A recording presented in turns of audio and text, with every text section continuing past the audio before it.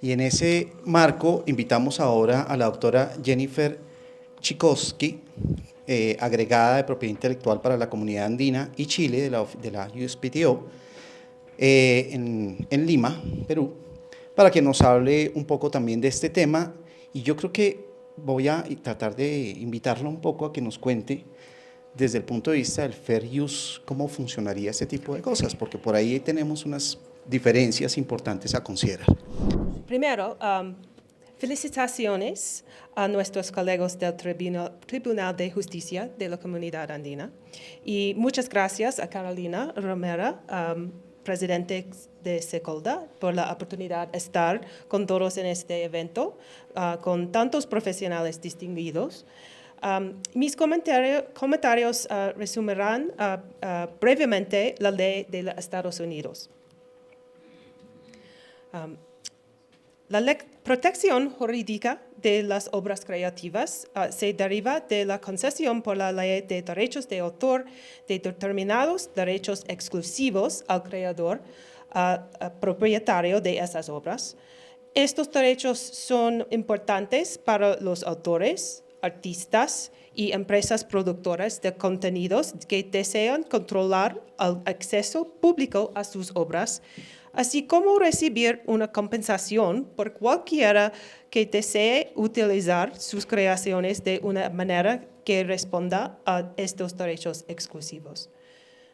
La Ley de Derechos de Autor de Estados Unidos concede al titular de los derechos de autor 6 derechos exclusivos, entre ellos el derecho a hacer copias de la obra creativa en cualquier medio tangible, distribuir la obra al público, preparar obras derivadas y ejecutar o exhibir públicamente la obra. Cada uno de los 6 derechos exclusivos de un titular de derechos de autor puede licenciarse por separado a terceros. Por ejemplo, un tercero que desee copiar una obra protegida por derechos de autor, así como ejecutarla públicamente, debe negociar licencias separadas con el titular de los derechos de autor para llevar a cabo estas diferentes actividades. Dichas licencias no tienen por qué ser exclusivas para un solo tercero. Para que un tercero pueda utilizar una obra protegida por derechos de autor de una manera que entre en el ámbito de los derechos exclusivos del titular de los derechos de autor, el tercero normalmente debe obtener una autorización previa para hacerlo. Si el tercero no obtiene dicha autorización, esto podría considerarse una violación de los derechos exclusivos del titular de los derechos de autor. El titular de los derechos de autor podría interponer una demanda contra ese tercero por infracción de los derechos de autor.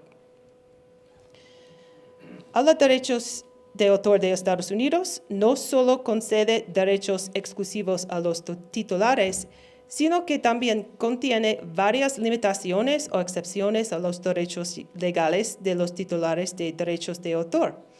Estas limitaciones y excepciones están diseñadas para evitar que un titular de derechos de autor ejerza un control absoluto sobre todos los usos posibles de sus materiales creativos. Las limitaciones a los derechos exclusivos de los titulares de derechos de autor también ayudan a cumplir el propósito esencial de los derechos de autor al permitir a los autores y artistas basarse en las obras de los creadores que les precedieron. El concepto de uso justo, fair use en inglés, en la legislación de Estados Unidos sobre derechos de autor es la limitación más conocida e importante de los derechos exclusivos de un titular de derechos de autor.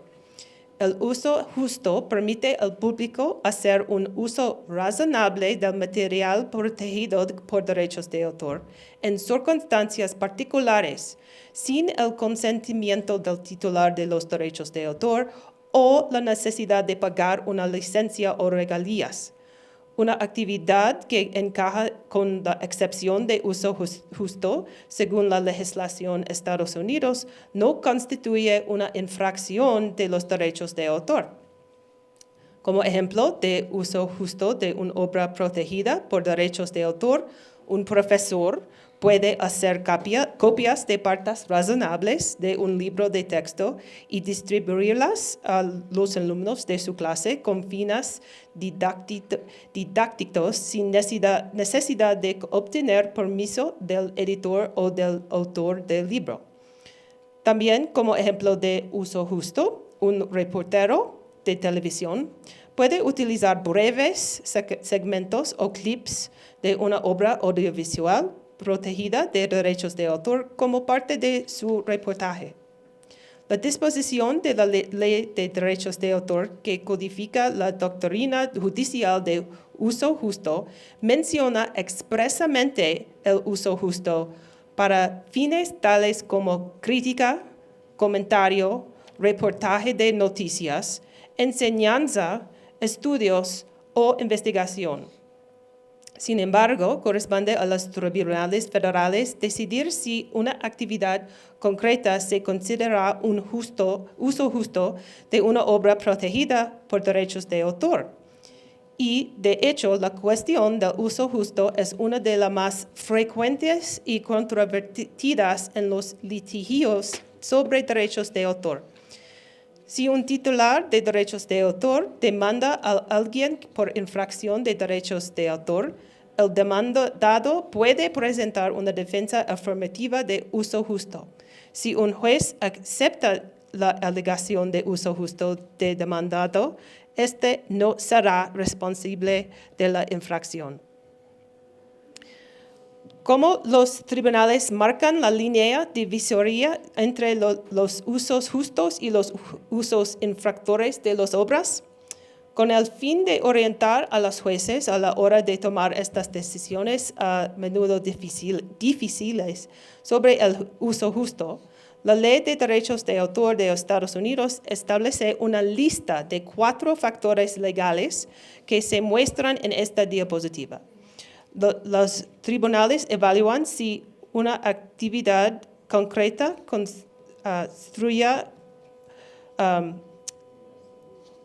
constituye un uso justo caso por caso, y el resultado de cualquier afirmación de uso justo depende de una investigación judicial muy específica de los hechos. Ningún factor enumerado en esta diapositiva controla el análisis del uso justo de forma aislada.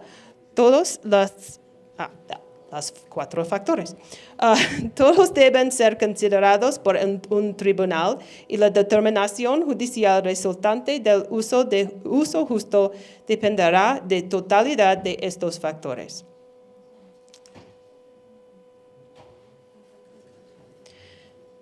Esta diapositiva enumera varias cuestiones que los tribunales puedan considerar al evaluar los factores de uso justo. El primer factor requiere que un tribunal considere el propósito y el carácter del uso de material protegido por derechos de autor por parte del demandado, incluyendo si dicho uso es de naturaleza comercial o tiene fines educativos no lucrativos. Al considerar la finalidad y el carácter del uso, los tribunales también hacen gran hincapié en si el uso de la obra original se considera transformador. En general, los tribunales han considerado que el uso de una obra protegida por derechos del autor por parte de un presunto infractor es transformativo cuando el uso ha añadido algo nuevo a la obra, alterando así la obra original al darle una finalidad, expresión, significado o mensaje diferentes. Tales usos tienen más probabilidades de ser considerados justos.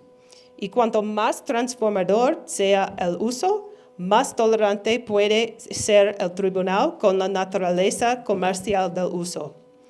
En el segundo factor, los tribunales se fijan en la naturaleza de la obra subyacente protegida por derechos de autor. Es menos probable que los tribunales consideran uso justo obras creativas e imaginativas y las obras publicadas. Por otro lado, es más probable que los tribunales consideran el uso justo de obras predominantemente fácticas o funcionales. En el tercer factor, los tribunales evalúan la cantidad que el presunto infractor ha tomado prestada de la obra protegida por derechos de autor, así como la importancia del material utilizado. Por lo general, cuanto mayor sea la cantidad tomada, menos probable será que un tribunal considere el uso justo. Sin embargo, no existen reglas claras sobre qué cantidad de una obra protegida por derechos de autor puede copiarse y un tribunal debe analizar el alcance del préstamo tanto cuantitativa y cualitativamente. En virtud del cuarto factor, los tribunales analizan el efecto del uso sobre el mercado potencial o el valor de la obra protegida por derechos del autor. El tribunal puede evaluar el alcance, el daño al mercado que resulta de la acción particular de un infractor.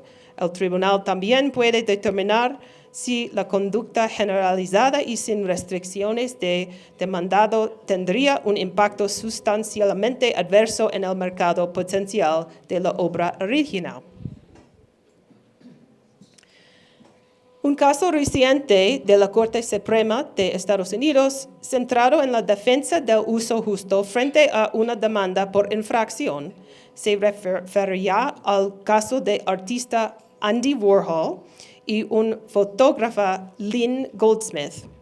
En 1981, Goldsmith fotografió al músico Prince. En 1984, por $400, Goldsmith concedió una licencia única a la revista Vanity Fair para utilizar su retrato de estudio de Prince como referencia artística para una ilustración que acompañaría un artículo sobre el músico. Ella no sabía que la revista había contratado a Warhol para crear la ilustración naranja y morada que publicó, ni que éste había creado otras 15 imágenes basadas en su retrato que más tarde se llamarían Prince Series o la serie Prince. En 2016, una imagen diferente de la serie Prince de Warhol, licenciada por los herederos de Warhol, conocidos como la Fundación Andy Warhol para las Artes Visuales, a la matriz de Vanity Fair, Condé Nast, por una tarifa de $10,250. Apareció en una portada de la revista Condé Nast sin crédito ni atribución a Goldsmith. Después de que Goldsmith comunicara a la fundación que creía que había infringido sus derechos de autor, la fundación le demandó solicitando una sentencia que declarara que poseía los derechos de autor de la serie de Prince, porque los cambios de Warhol eran lo suficientemente transformadores como para constituir un uso justo. Goldsmith contrademandó por infracción de los derechos de autor basándose en la nueva licencia. La fundación alegó que cuando Warhol creó un retrato de músico Prince en 1984, basándose en la licencia que Goldsmith había concedido a la revista Vanity Fair para utilizar ese retrato como referencia artística, él había cambiado tanto su significado o mensaje que su versión estaba protegida por la doctrina del uso justo. El caso pasó del Distrito Sur de Nueva York al Tribunal de Apelaciones del Segundo Circuito hasta llegar a la Corte Suprema de los Estados Unidos, que en última instancia se pronunció sobre la cuestión de la defensa del uso justo alegada por la Fundación.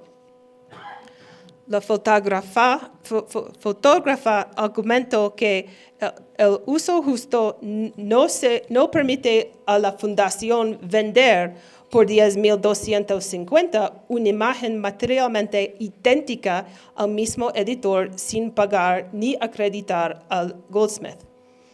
El caso fue devuelto al Tribunal Federal del Distrito de Nueva York en Manhattan, donde se dictó sentencia a favor de Goldsmith por el uso sin licencia de su retrato. En marzo de este año, el Tribunal de Distrito ordenó a la Fundación que pagará a Goldsmith la licencia de $10,250 y casi $11,000 costas judiciales para poner fin al caso.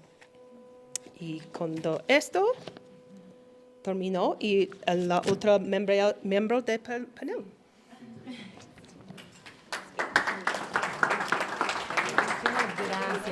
Y bueno, para no echar tanto cuento, yo creo que todos la conocemos, fue directora general de la Dirección Nacional de Derecho de Autor por varios años y en ese momento es la presidenta del Centro Colombiano de Derecho de Autor. Bueno, muchísimas gracias, David. Yo no traje una presentación, voy a hacerme aquí en el atril, pero antes que nada quisiera dar unos saludos protocolarios. En primer lugar, saludar a los magistrados del Tribunal de Justicia de la Comunidad Andina, felicitarlos. Yo soy de las personas que está convencida que la labor del tribunal en el proceso de integración es la más importante.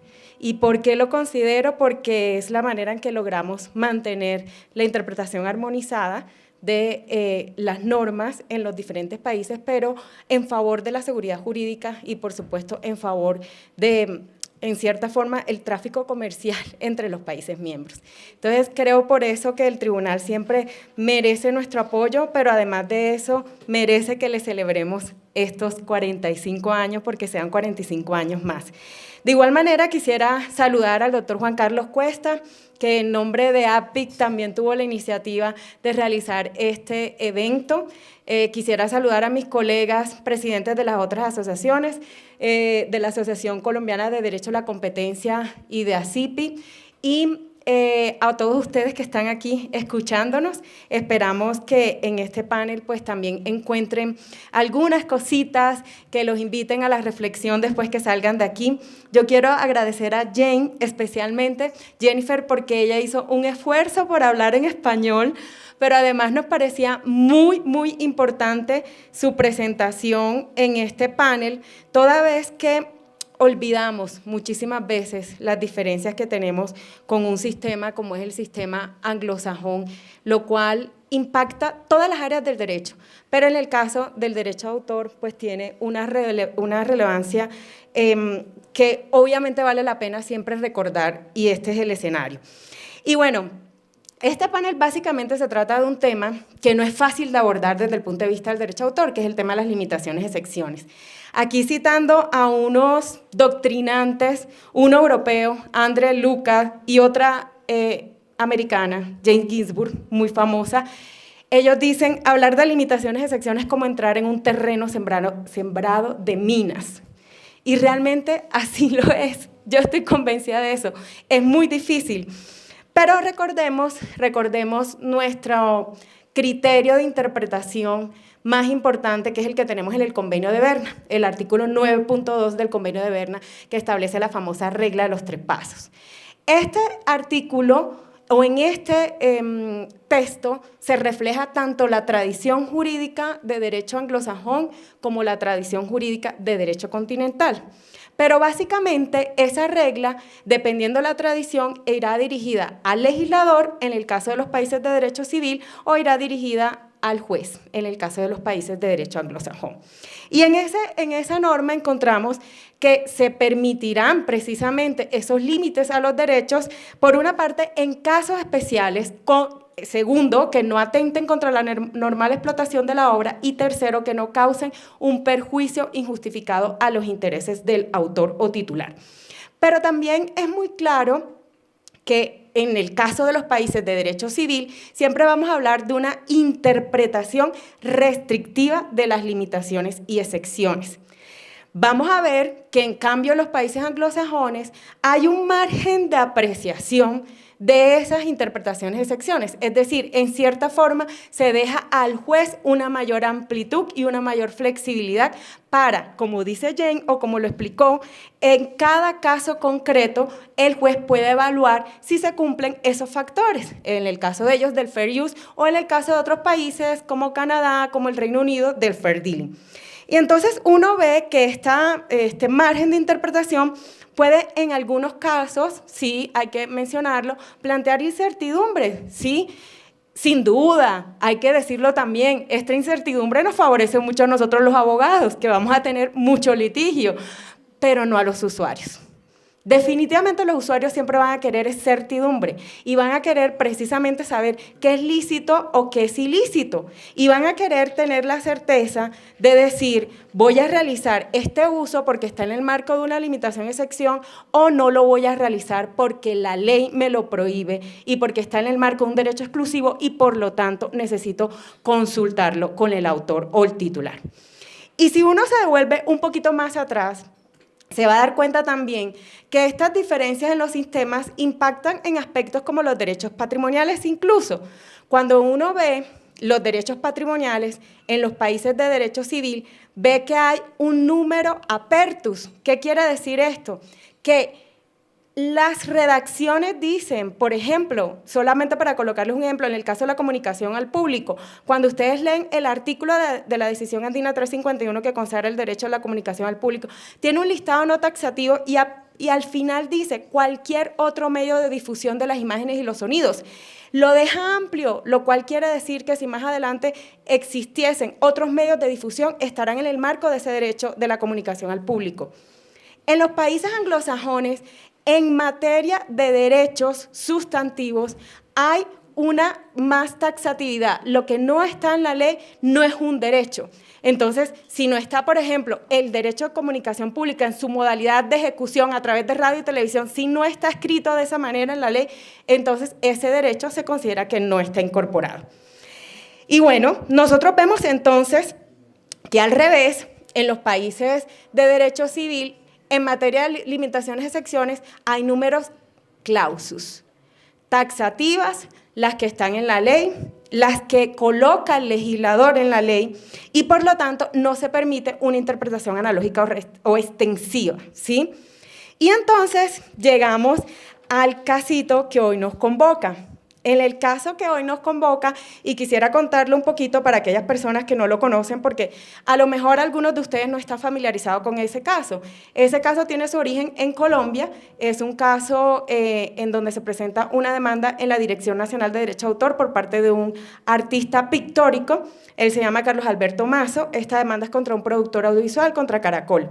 Básicamente, él dice que hay una infracción al derecho de reproducción, un derecho a la puesta a disposición, a la comunicación pública y la distribución frente a estas obras pictóricas que son 3, son unas obras en donde están retratados caballos, animales, y estas obras fueron utilizadas en una obra audiovisual, en una serie llamada La Selección. Él pide que se declare la infracción, en este caso pide una infracción a su derecho moral a la paternidad y además de eso que se ordene que al productor y al radiodifusor que se utilice la obra por cualquier medio conocido o por conocer. Entonces, ¿cuáles fueron las excepciones que en ese momento se presentaron? Y vale la pena aquí escucharlas porque quisiera comentar también que respetuosamente difiero un poco de la manera en que fue proferida la interpretación por parte del Tribunal de Justicia de la Comunidad Andina. Las excepciones que están establecidas o que se pidieron en su momento por el demandante fue primero que el pintor, el señor Mazo, no era el titular de los derechos patrimoniales que estaba reclamando, que la autorización fue otorgada por una asociación que se llama Haz de Paso. Haz de Paso es una asociación que agrupa como a caballistas, personas interesadas como en este tema de la equitación, y ellos eran los que tenían las obras dentro de sus instalaciones. Y otra excepción era que se debía aplicar el principio de minimis lex non regit o minimis non cura lex y que no existe una violación de los derechos patrimoniales alegadas ni por comunicación pública, ni por reproducción, ni por distribución. Por lo tanto, también se pide aplicar el artículo 22 de la Decisión Andina 351 en su literal H. Si ustedes recordarán o están familiarizados con este artículo, ese literal H es el referido a la famosa excepción panorama. Esta excepción panorama, que está contemplada en muchísimas legislaciones en países de todo el mundo, tiene diferente alcance. En el caso nuestro, o en el caso de la Decisión Andina 351, esta sección panorama lo que establece es que las obras que están ubicadas de forma permanente en lugares accesibles al público, entonces podrán ser reproducidas sin necesidad de que se requiera la autorización del respectivo titular, ¿sí? Entonces, claramente el caso sí versaba sobre limitaciones de excepciones al derecho de autor. Y en la interpretación prejudicial, el tribunal comienza por manifestar que no se va a interpretar el literal H del artículo 22 porque no estamos enfrente de asuntos relacionados con limitaciones de excepciones al derecho de autor, ¿sí?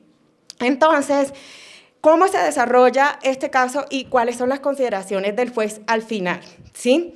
Porque hay que hacer la aclaración, esta es la sentencia de primera instancia, todavía no hay sentencia de segunda instancia, y bueno, vamos a ver cómo se desenvuelve la situación en la sentencia de segunda instancia. Pero básicamente el juez toma en consideración el artículo 185 de la Ley 23 del 82. ¿Y por qué la toma en consideración?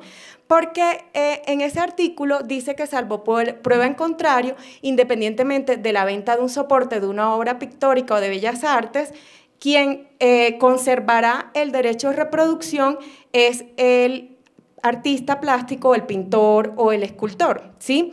Entonces llega a la conclusión el juez de la dirección que básicamente se va a considerar si ese artista tiene su derecho de reproducción, lo cual quedó como acreditado en el proceso, y eso no excluye la posibilidad de que el dueño del soporte, en este caso el cuadro, que sí era haz de paso porque él había hecho una donación a esa institución, ese dueño puede sin ningún inconveniente exhibir la obra por ser un acto de comunicación al público que le estaba permitido y puede sin ningún inconveniente venderla nuevamente o prestarla si es del caso por tratarse de un acto de distribución. Es decir, que esas dos situaciones que son la comunicación pública y la distribución, si era una potestad que podía ser autorizada por esta asociación haz de paso, más no el derecho de reproducción en virtud de ese artículo 185.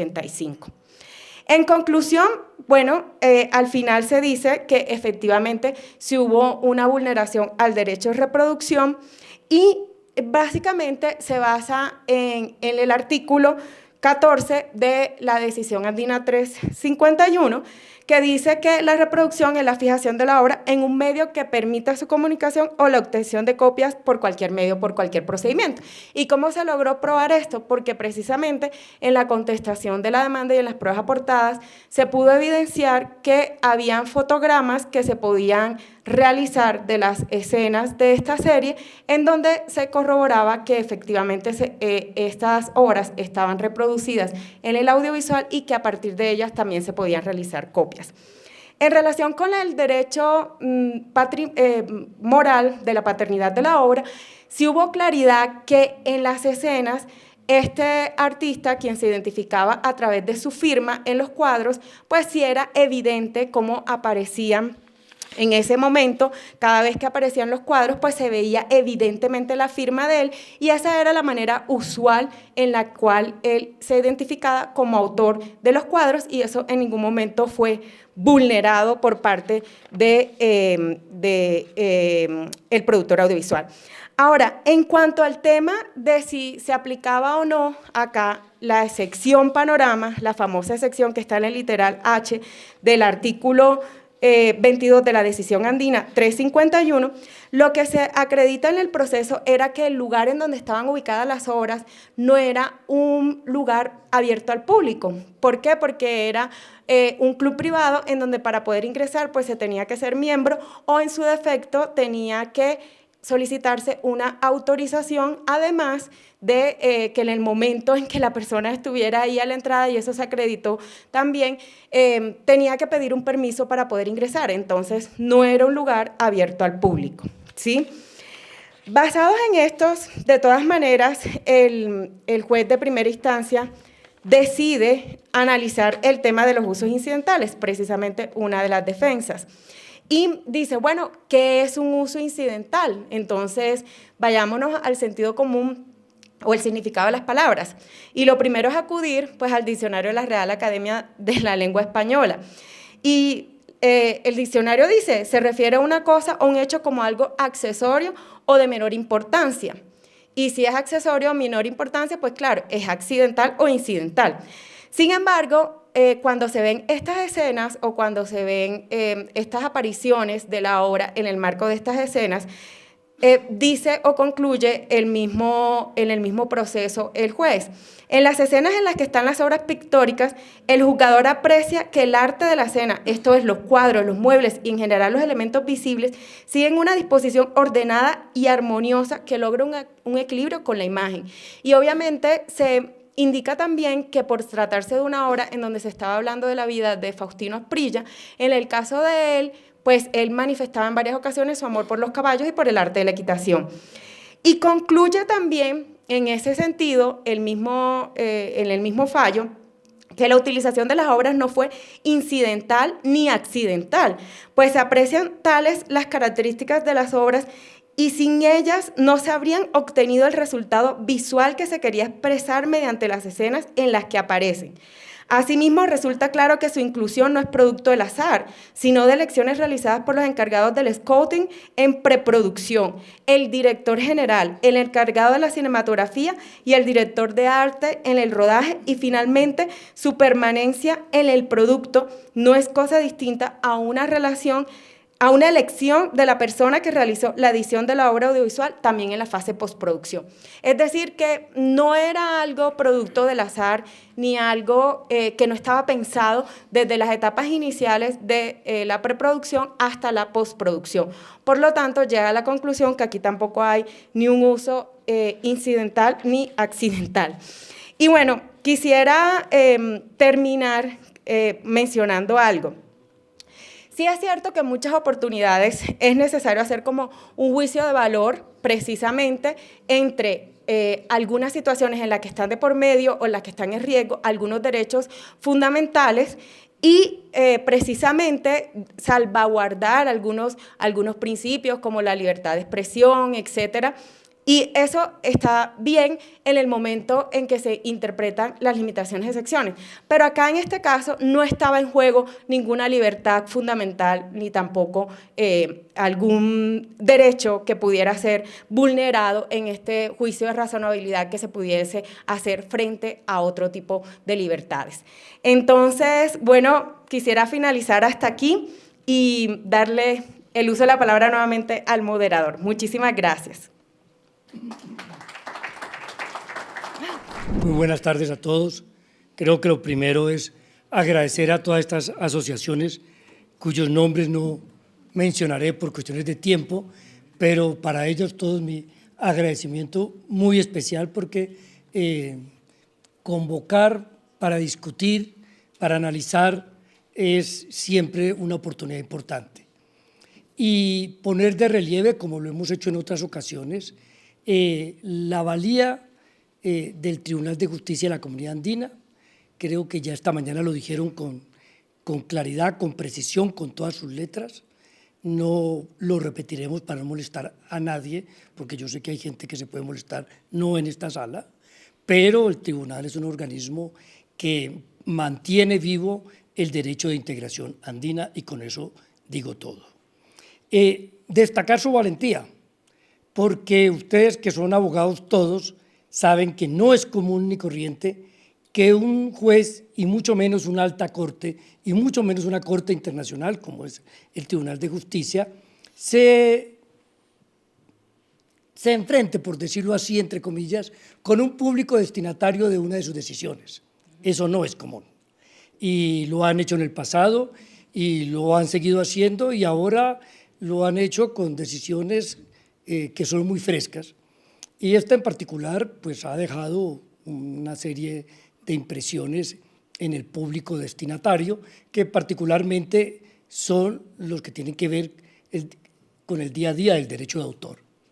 No vamos a entrar en el caso particular y controvertido, como bien es la introducción que hacen todas las interpretaciones que ustedes emiten, pero sí valdría la pena señalar que cuando hablamos de las decisiones andinas y de sus consecuencias, en el tema de la edición 351 hay un tema que es de particular delicadeza, y es que es una decisión que va y viene, es de ida y de venida, porque no es totalmente armonizadora, no integra, a pesar de que ese era su propósito. Ustedes bien saben que en la 351 hay más de 21 remisiones a la ley nacional.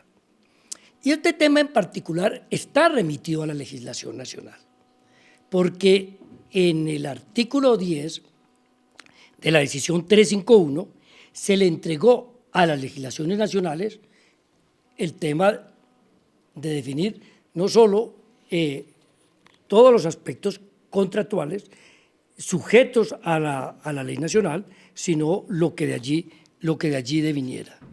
Y por eso nosotros tenemos una serie de artículos, como es el artículo 10 de la 351, ¿sí?, que determina que la titularidad del derecho de autor será conforme a la ley nacional. El artículo 30 y el artículo 31 de esa 351 dice que las disposiciones relativas a la cesión o concesión de derechos serán también determinadas por la ley nacional. El legislador andino lo determinó así, por múltiples razones, porque una de ellas era porque en los años 90, y exactamente en el 93, las condiciones para la integración en materia de derecho de autor no estaban maduras, ¿sí? Como nunca ha estado madura en el proceso de integración, porque ustedes ven que el target de la integración, o uno de los targets de la integración, no es la propiedad intelectual. Llegamos a la propiedad intelectual regulando inicialmente la propiedad industrial por un tema de regalías, y así lo mandaba el artículo 30 de la anterior codificación. Y llegamos al derecho de autor pegados de esa decisión del derecho de autor, pero sin que hubiera y sin que exista en el proceso de integración vocación relacionada con la propiedad intelectual como una sí la encuentra en el proceso de integración europeo. Entonces eso hace que muchas cosas fallen en ese proceso y que en el momento de regular los derechos de autor y los derechos conexos, muchas de esas materias se hubieran dejado a la legislación nacional. Allí encontramos entonces, con una sola excepción, que el legislador andino definió en las autoridades nacionales de cada uno de los países miembros la regulación de todos estos aspectos, pero en particular los aspectos relacionados con ciertas categorías de obras que no escapan en el mundo del derecho de autor a nivel global o en el derecho comparado, como es la regulación del retrato, como es la regulación de la obra pictórica, como es la regulación de la escultura y como es la regulación del software. Mire que entre nosotros, y eso nos expresa el momento que se vivía a los inicios del 90, el legislador andino cogió todo lo del software y lo de bases de datos y lo incluyó en el artículo 28 y siguientes, si la memoria no me engaña, mientras que lo demás se lo dejó a la legislación nacional. En ese orden de ideas también encontramos que en el derecho comparado la regulación de las obras artísticas es de una manera muy especial y muy específica. De manera que cuando nosotros cuando regresamos a la decisión andina para aplicarle la decisión a decisiones que han tomado los países en su legislación nacional, tenemos que distinguir cuando habla de obras, ¿sí?, porque no habla de obras en particular, sino de obras en general, ¿sí?, salvo cuando habla de obras audiovisuales, que uno tiene que distinguir de qué tipo de obras, porque una obra musical no es como una obra pictórica. Nosotros encontramos que en la legislación nacional y en el derecho comparado, la regulación de la obra musical y de la obra escrita es muy distinta a la obra pictórica, porque la obra pictórica tiene su valor, tiene su importancia, como lo ha dicho la Corte Suprema de Justicia, en la unicidad. Luego, el legislador nacional tiene un particular celo en la relación con la obra pictórica. Luego, cuando encontramos entonces las decisiones que hacen, las limitaciones que hacen parte de esta controversia, encontramos, para hacer rápido el asunto, que es cierto que la parte o que el juez pide la interpretación del 22H. El tribunal dice que no y se queda en el 22G y hace su disquisición de la 22G. Pero si uno hace una lectura juiciosa de la interpretación prejudicial, se encuentra que toda la disquisición está recostada al literal F del artículo 22, porque habla de la utilización incidental. Y la utilización incidental, que llegó a las legislaciones nacionales como consecuencia de lo que dice el artículo 10 del Convenio de Berna, que es aquella facultad que tienen las partes para limitar el derecho de exclusiva en función de la información y la comunicación. Aquí lo que se está privilegiando es la información y la comunicación. Aquí no se está privilegiando una actividad en particular de producción de música o de producción de audiovisuales o producción literaria. Aquí se está privilegiando es el derecho a la información, porque como lo ratifican los prólogos de los tratados de la OMPI del año 96, siguiendo la introducción del artículo primero del Convenio de Berna, que está así desde 1886, el anhelo caro del derecho de autor en esos tratados es mantener el equilibrio y el balance entre los titulares de unos derechos y los usuarios de ellos. Pero los tratados del 96 lo que hacen es mencionar por primera vez esos usuarios y hablan de la información, la educación y la cultura y la investigación en general. De manera que esa es la interpretación con la cual uno debe acercarse a esas limitaciones. Si ustedes ven, la limitación 22G habla de ese elemento del cual el tribunal hace una disquisición. Y es el de la incidentalidad. Y mire cómo lo dice. Reproducir, es decir, que a esta limitación legal, que se traduce en la facultad de que los usuarios puedan utilizar las obras sin transgredir los derechos exclusivos que tú pusiste por largo rato allí, ¿sí? El legislador andino está diciendo reproducir. Muy bien. Primer derecho patrimonial afectado. Reproducción que al tenor del literal F1 puede entrar en una disquisición mayor. Dice, ¿será reproducción analógica o reproducción digital? Pues son de estas limitaciones de esas, como tantas otras que hay en la 351, que no determinan cuál es el entorno. Y un juez bien informado podría pensar que esa limitación también es en lo digital, con lo cual está permitida la puesta a disposición. 2, y poner al alcance del público. Entonces aquí está la puesta a disposición. Con ocasión de las informaciones relativas a acontecimientos de actualidad por medio de la fotografía, la cinematografía o por la radiodifusión o transmisión pública por cable, obras vistas y oídas en el curso de tales acontecimientos en la medida justificada por el fin de la información. Claro que esta limitación tiene como destinatario a La Voz Amiga, a la emisora Mariana, a Caracol, a RCN, a Cable, en fin, a todas estas actividades que se dedican a informar y a comunicar y que necesariamente se encuentran con ciertos personajes que, estando ubicados en ciertos sitios donde se hace la comunicación pública de una obra musical o de una obra pictórica, pues como bien lo decía el magistrado, no se puede quitar de allí a la persona. El pecado que nosotros le vemos a la interpretación prejudicial es hacer esa distinción extrapolada a las obras audiovisuales, porque hasta cuando hizo la distinción en los medios de comunicación estábamos congraciados con ella. Pero cuando extrapola esto a la obra audiovisual, no, porque en la obra audiovisual no hay nada incidental. En la obra audiovisual todo está organizado, todo está diseñado, todo atiende un guión, hay un director artístico, hay un proceso de edición.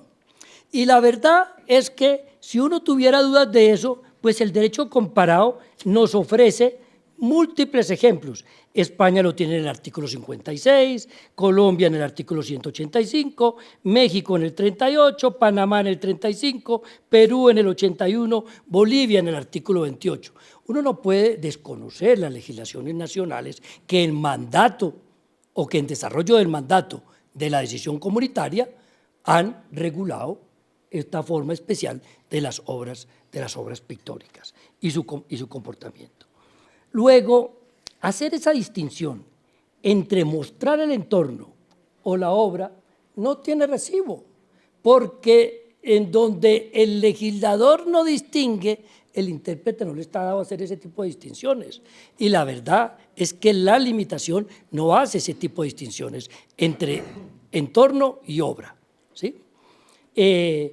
La verdad también es que en Colombia muchos procesos de manera extrajudicial se han resuelto y las partes, y sobre todo la parte usuaria, ha reconocido que en efecto ha utilizado una obra pictórica en un mobiliario. Y eso pasa comúnmente, porque ustedes saben cómo se produce una obra audiovisual. Mandan allí los camarógrafos, y de repente no tienen el buen cuidado de quitarlo. Pero si ustedes ven lo que llamaríamos el due diligence de Amazon, de Netflix, por mencionar algunas marcas, ustedes ven que cuando ellos contratan a un productor local, sea aquí en el Perú o en Ecuador, le dicen en este pliego de condiciones, por favor, retiren del entorno cualquier obra que pueda generar un reclamo.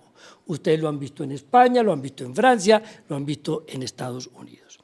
Y un último señalamiento que yo quería hacer, y es en relación con el 1.4, porque en el 1.4, si mal no estoy, sí, se dice, la venta de una pintura o cuadro no afecta los derechos morales del autor de la obra pictórica, pero sí los patrimoniales.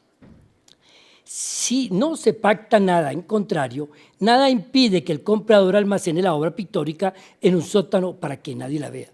No, sí lo impide.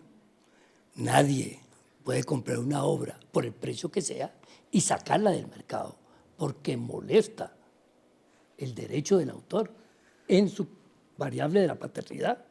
Y el mundo está lleno de sentencias.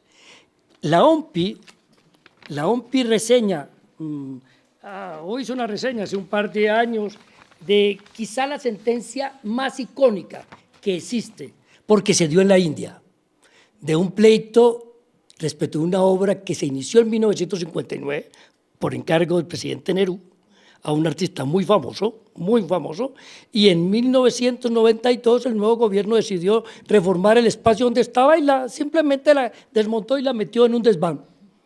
Y él tuvo 13 años de discusiones con el gobierno y con todo el proceso judicial que se adelantó hasta que lo ganó. Y cuando la Corte Suprema de Justicia de la India le decretó a favor de él que había ganado la sentencia, él dijo, pues yo no tengo ningún interés en recibir dinero.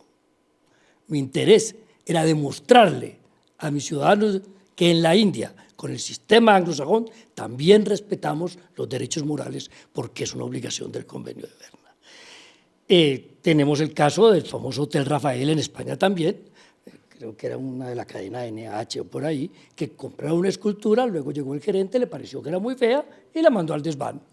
Y un pleito y lo perdieron. Es decir, yo creo que el derecho de autor no solo se justifica y se legitima en estas acciones, sino que el derecho de autor tiene su hilo conductor en que es un derecho de exclusiva, y que sin su autorización no se puede hacer nada que el autor no garantice, a menos que las limitaciones o excepciones la establezcan. Por eso yo en lo particular creo que no es un tratado lo que nosotros necesitamos de excepciones o limitaciones, sino que cada país, a su libre albedrío y soberanamente, establezca las limitaciones y excepciones que deba tener, ¿sí?, para beneficio de esos intereses, como los define el Tratado, de la cultura, la educación y la información. Reitero, estas son excepciones hechas con destino a la información. Ningún otro destinatario ha de verse retratado en la manera como el legislador andino del año 93 estableció estas limitaciones. Gracias.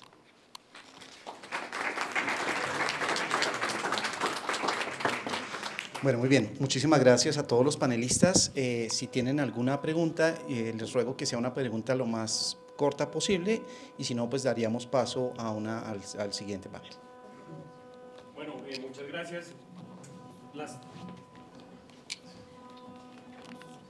Muchas gracias a los panelistas. La verdad es que es un caso bastante interesante y uno quisiera tener más tiempo para poder debatir pues todo lo que hablan de la evidencia en este caso. Pero lástima que no está el magistrado Hugo, pero en esta interpretación prejudicial, el tema del derecho de reproducción se solicitó al tribunal, pero el tribunal nunca mencionó nada. La interpretación es solamente sobre comunicación al público, y quería saber qué explicación hay al respecto sobre eso, porque creo que la discusión incluso iba más por el derecho de reproducción y solamente se tocó el tema de comunicación al público. Entonces quería… Sí, lo que pasa es que el texto remite ya al acto aclarado y deja allí por resolver el tema de la comunicación y el literal G de la 351, en una supuesta colisión entre el uno y el otro. El fallo reconoce que hay un derecho de comunicación, y ese derecho de comunicación puede estar en cabeza del autor o en cabeza de un titular, y dice, seguramente lo limitará y cobrará más por eso, o le pagarán menos, en fin, eso es y ahí entra de soslayo con la disquisición sobre el entorno y la obra, ¿sí? Yo, en lo particular, para mí la disquisición es a partir del 1.7 en adelante. Lo demás lo suscribo, ¿sí?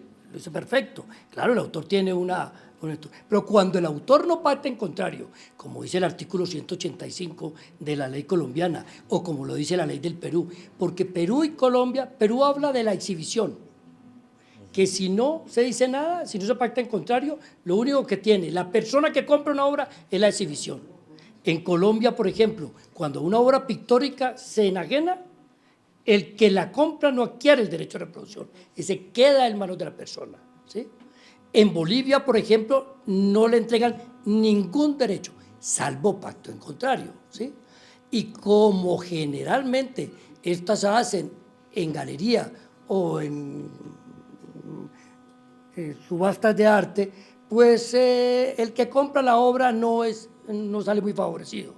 Ahora, entendamos que en Colombia hay dos artículos más que distinguen cuando la obra es comprada ya hecha en galería y cuando la obra se encarga. Cuando la obra se encarga, el entendimiento sí da para que se da como para creer que todos los derechos son de quien encargó la obra, pero no cuando se publica su acta. Sí, solo para agregar algo y completar una ideita aquí frente a la pregunta de José Roberto. Lo que pasa es que por eso es que en la sentencia se dice, él donó, haz de paso, las obras, ¿cierto? Sí. Entonces, lo que termina concluyendo el juez es que frente al derecho de comunicación pública en su modalidad de exhibición y frente a la distribución en su modalidad de venta o incluso préstamo, no hay problema, como que ahí no se centra la discusión, porque lo que agrega el productor es que él sí tenía la autorización de paso, y eso no está cuestionado ahí. Pero en virtud de este artículo 185 que menciona el doctor Zapata, Ahí dice que el titular, o sea, el autor, el pintor, conserva el derecho de reproducción salvo prueba en contrario. Y lo que se dice es que la obra pictórica está reproducida precisamente en la obra audiovisual y además de ahí se pueden sacar copias de la obra. ¿Sí? Entonces, por eso es que hablas de una infracción al derecho de reproducción. Así se fijó al final el litigio en el momento en que se analiza todo. Ya. Doctor Ernesto. Bueno, Puntual. un comentario muy cortico, porque hay que hablar cortico. Felicitaciones a los tres, el esfuerzo de español es espectacular, marvelous, marvelous, y tal. Fernando, le quiero decir una cosa. La justificación de que yo coja una obra pictórica y la guarde en el diván y no la exhiba, imagine, usted nos abruma con toda esa información. Su conocimiento es impresionante, ¿cierto? Sí, abrumador. ¿Qué descreste? Lo felicito. Siempre aprendo mucho. Yo creo que la justificación ahí es un conflicto entre la propiedad material y la propiedad intelectual que la resuelve el derecho común por la figura del abuso. Porque el artículo primero dice que los problemas están ir al derecho común, porque el derecho común es la base a la resolución de muchos conflictos, porque nosotros estamos hablando de derechos subjetivos de carácter privado. Entonces, yo creo que esa es un poco... De la ley 23. Claro, es eso. No hay que olvidar el derecho privado, porque los derechos de propiedad intelectual son derechos subjetivos de carácter privado. Y entonces, en ese conflicto, pues ahí está el abuso. Ahora, si yo guardo un cuadro... Ernesto, para que no parezca, porque hoy en día, perdón David, hoy en día hay muchas corrientes de pensamiento que tratan de oponer el derecho de autor y la propiedad intelectual en general como si estuviera en contravía o en tensión con el desarrollo tecnológico, y no lo es. Creo que es un asunto que te hemos escuchado a ti muchas veces, es un problema de ética que aterriza en la relación contractual. Porque tanto derecho tiene el uno como derecho tiene el otro. Es decir, tú no puedes hablar de una sociedad de la información y consecuentemente de la economía del conocimiento y el capitalismo que eso desarrolla si gran parte de la generación de esos contenidos no tiene una calidad de vida, ¿sí? Y en el otro lado, en el otro extremo hay esto. Si uno ve, por ejemplo, las cláusulas de ChatGPT, la cláusula de quienes hacen el input es así. La cláusula del ChatGPT, una vez ha hecho el output, es de una robustez impresionante. ¿Y eso a qué se traduce? A un desequilibrio, a un balance. Yo sí creo que puede haber una relación equilibrada y balanceada y que está mediada por la ética, y es la ética de los contratos, ¿sí? En todas las escenas. Muchísimas gracias. Entonces, damos por terminado el debate. Muchísimas gracias a todos y damos al siguiente tema.